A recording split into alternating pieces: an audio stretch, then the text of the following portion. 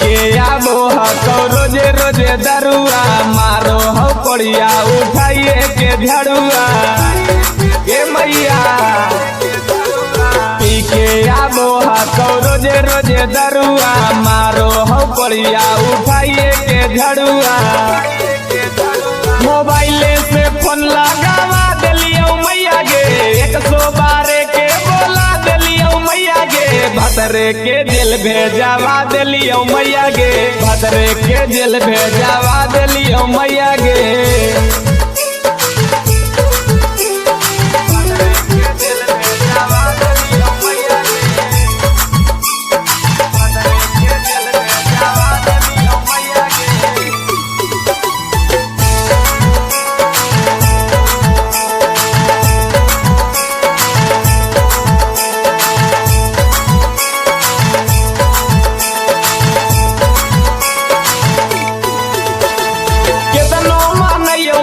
मानव नहीं बात गे कनते कनते कटौ हमर दिना रात गे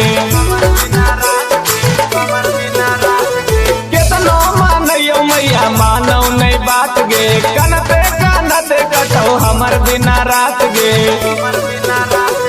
गौआ टोला में हंसवा ले लियो मैया गे जिंदगी के टेंशन हटा दिलियो मैया गे भतरे के दिल भेजावा दिलियो मैया गे भतरे के दिल भेजावा दिलियो मैया गे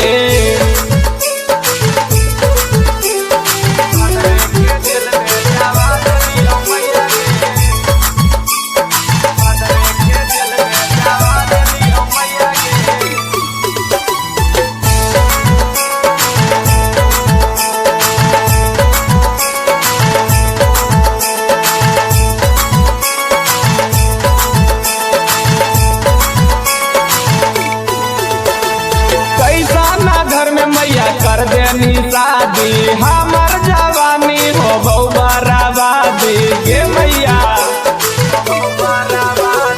कैसा ना घर में मैया कर देनी शादी हमर जवानी हो बहु बराबादी